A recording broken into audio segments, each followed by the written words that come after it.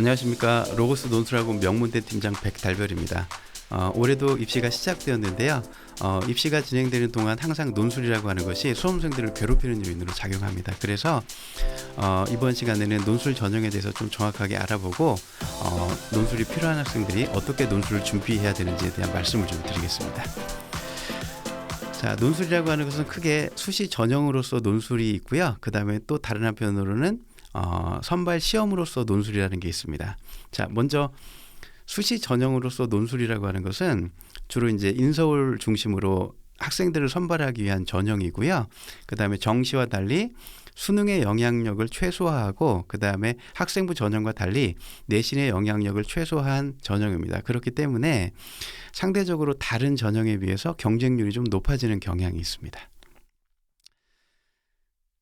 자, 그 다음에 시험으로서 논술을 살펴보면요. 그 시험으로서 논술이라고 하는 것은 수능이나 내신이 분명히 있음에도 불구하고 수능이나 내신과는 좀 다른 각도에서 학생들의 사고 능력을 평가하기 위한 시험입니다. 자, 그렇기 때문에 내신이라든가 수능이라고 하는 것은 학생들이 더 많은 어떤 지식의 양을 알아야 되고요. 그 알고 있는 지식의 내용을 가지고 평가하는 시험이라고 한다면 논술이라고 하는 것은 정보의 연계라든가 정보를 활용하는 능력을 중심으로 평가하는 시험입니다. 자, 그렇기 때문에 학생부 전형을 준비하는 친구들 입장에서는 뭐 수시도 준비를 해야 되고 그 다음에 정시, 수능도 준비를 해야 될 뿐만 아니라 논술도 준비를 해야 된다는 것이 굉장히 부담감으로 작용할 수가 있습니다. 그렇기 때문에 상대적으로 다른 전형에 비해서 조금 더 번거로운 시험이 논술이라고 보시면 될 것 같습니다. 자, 그럼에도 불구하고 논술이 필요한 이유는 뭘까요? 학생부 전형보다 혹은 정시보다 더 번거롭고 경쟁률도 높지만 논술을 준비해야 되는 이유는 간단합니다. 여기 이제 자료를 보시면 아시겠지만 정시는 기본적으로 수능을 가지고 학생들을 선발하는 방식이고요. 학생부 전형은 수능을 참고 자료로 활용하고 학생부에 기록되어 있는 내신이라든지 활동을 중심으로 학생을 선발하는 전형입니다. 반면에 논술 전형은 수능 플러스 그 다음에 학생부에 기재되어 있는 내용 플러스 그 다음에 대학별로 진행되는 논술 요걸 가지고 학생들을 선발하게 되는데요. 그렇기 때문에 변수가 좀 많아지는 겁니다. 자, 정시로서 입시 결과를 바꾸는 게 쉬울까요? 모든 수험생들이 공감할 수 있는 것 중에 하나가 수능 성적을 기준으로 정량적으로 평가가 이루어지기 때문에 수험생들 입장에서는 이미 본 수능을 바탕으로 받아놓은 성적표를 가지고 지원을 하는 것이기 때문에 어찌 보면 수능이라고 하는 것은 정시라고 하는 것은 지원하는 순간 당락이 결정되는 전형 중에 하나입니다. 이와 마찬가지로 학생부 전형도 그렇습니다. 학생부 전형도 학생부에 기재되어 있는 내신이라든가 학생부에 기재되어 있는 활동을 중심으로 정량적인 평가가 이루어지기 때문에 한번 생기부가 작성된 이후에는 변경이 어렵습니다. 수정이 거의 불가능합니다. 그렇기 때문에 학생부 전형도 정시와 마찬가지로 지원하는 순간 당락이 결정되는 시험이라고 보셔도 무방합니다. 자, 반면에 논술 전형은 상향 합격을 위해서 반드시 필요한 전형입니다. 다시 말하면 내신의 실질 반영률이 매우 낮고요.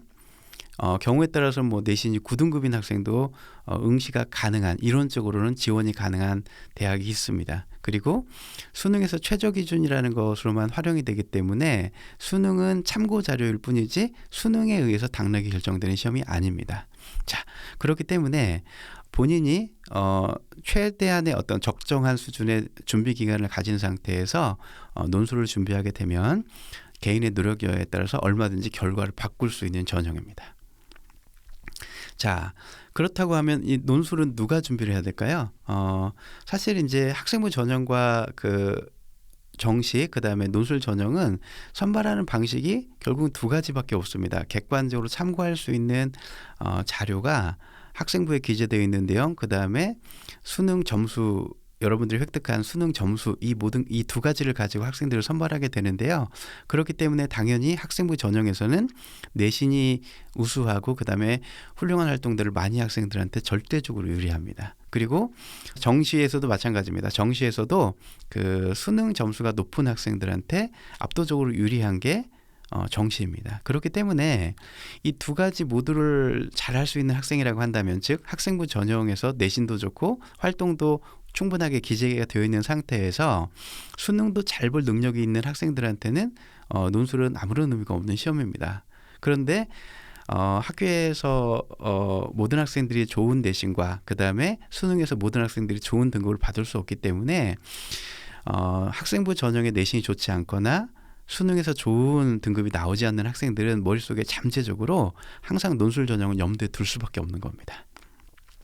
자, 그렇기 때문에 조금 더 이제 구체적으로 말씀을 드리면, 내신이나 수능이 모두 상위 등급에 해당하는 학생들 같은 경우는 당연히 이 학생부 종합이나 교과를 적극적으로 활용하시면 되고요. 그 다음에 이에 대한 보완으로 수능을 이용하시는 게 좋습니다. 자, 여기서 좀 조심해야 될 부분은 학생부 전형이라고 하는 것 자체가 수시 전형이기 때문에 정시보다는 약간 상향 느낌의 지원 전략이 수립되어야 된다는 거, 이것만 좀 주의하시면 될 것 같습니다. 자, 두 번째, 내신만 좀 높은 등급의 학생들이 있습니다. 실제로 학교에서 이제 내신이 굉장히 관리가 잘 돼 있지만은 그에 비해 모의고사 성적이 안 나온다거나, 아니면 이제 일반고의 경우에 내신은 등급을 잘 받을 수가 있는 조건에 놓여 있지만 상대적으로 모의고사 등급이 안 나올 수가 있습니다. 이런 유형의 학생들은 학생부 전형을 좀 안전하게 가져갈 필요가 있고요. 그 다음에 학생부 전형은 어차피 지원하는 순간 합격 가능한 대학이 결정이 되기 때문에 최적화된 학생부 전형에서 안정적인 지원을 한 다음 논술 전형을 통해서 본인이 희망하는 조금 더 높은 대학을 지원하시는 게 현명한 전략입니다. 자, 그렇기 때문에 두 번째 유형의 학생들은 논술 전형을 가장 상향으로 생각하시고, 그 다음에 학생부 전형에 안정적인 지원 전략을 수립한 다음에 그 다음에 정시가 최후의 보루가 되는 전략이 제일 좋습니다. 자, 그리고 마지막으로 이제 좀 내신이 안 좋은 학생들은 이제 전략을 좀 새롭게 수립할 필요가 있는데요. 일반적으로 내신 3등급이 넘어가는 학생들은 대부분의 경우 이제 정시에 올인하게 됩니다. 뭐 이게 자이든 타이든 정시파가 될 수밖에 없는데요. 정시 대비 당연히 수시 전형에서는 상향을 목표로 해야 되는데 마땅히 학생부 전형에서 지원할 수 있는 학교가 없습니다. 그렇게 되면 논술은 반드시 해두는 게 유리합니다. 전략적으로 유리합니다. 그런데 논술을 고려하지 않고 수시에서 학생부 전형을 선택하게 된다면은 무리한 지원이 되거나 정시에서 갈 수 있는 대학보다 학생부 전형에서 갈 수 있는 더 낮은 수준의 대학을 지원하는 역선택이 일어날 가능성이 큽니다. 이 부분을 좀 조심하신다고 한다면은 내신이 안 좋은 학생들한테는 결국 논술 전형이 가장 강력한 상향 합격을 위한 가장 강력한 전략이 될 수가 있습니다.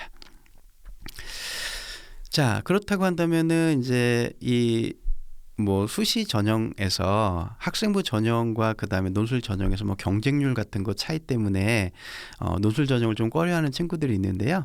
간단하게 두 개 자료만 보겠습니다. 사실 작년도 입시에서요, 그 교과 전형이 신설되고 확대되는 과정에서 상당수의 학생들이 수시 전형에서 교과 전형을 지원하는 경향이 좀 있었습니다. 그렇기 때문에 수시에서 6장을 지원해야 되는 상황에서 상대적으로 논술이 소외될 수밖에 없었죠. 결론적으로 논술 전형은 선발 인원이 굉장히 축소되는 분위기였음에도 불구하고 경쟁률 자체가 증가하지 않았습니다. 오히려 경쟁률이 더 낮아지는 추세가 보이고 있다는 점은 좀 기억해 주실 필요가 있을 것 같습니다. 자, 그래서 전년도에 교과 전형을 보시면 주요 대학에서 거의 예년에 비해 2배 가까운 경쟁률이 상승하는 결과를 확인할 수 있고요.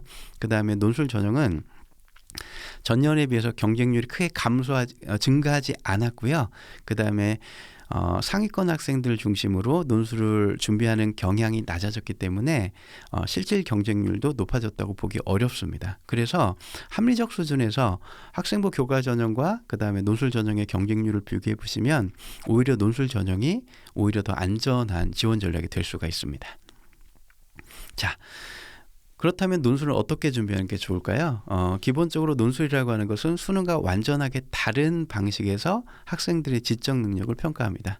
좀 어려운 말로 수능에서 평가하고자 하는 지식은 선언적 지식에 해당하고요. 그 다음에 논술에서는 절차적 지식을 평가하는 겁니다. 다시 말하면 수능은 배경 지식을 적용하는, 즉 대상을 이해하는 방식에 대한 학습을 강조하는 것이라고 한다면 논술 전형이라고 하는 것은 주어진 정보를 충분히 활용할 수 있는 능력, 즉 다시 말하면 정보를 처리하는 기술적 측면을 다루고 있기 때문에 글을 쓰는 노하우를 획득하게 된다면 누구보다 좋은 답안을 쓸 수가 있습니다.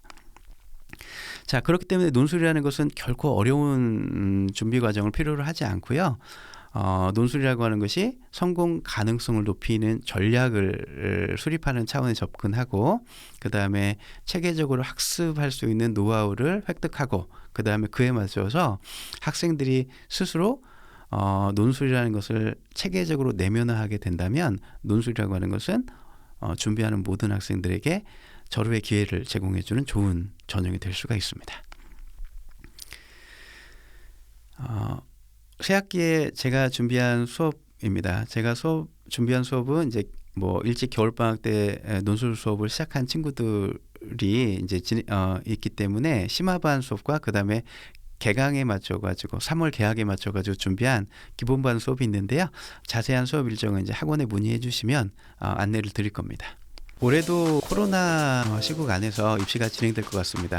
그렇기 때문에 여느 해보다 입시를 도와줄 수 있는 멘토가 굉장히 중요한 한 해가 될 것 같은데요. 올해 입시에서도 로고스와 저 달별쌤이 학생들의 입시 성공을 위해서 최선을 다하겠습니다. 감사합니다.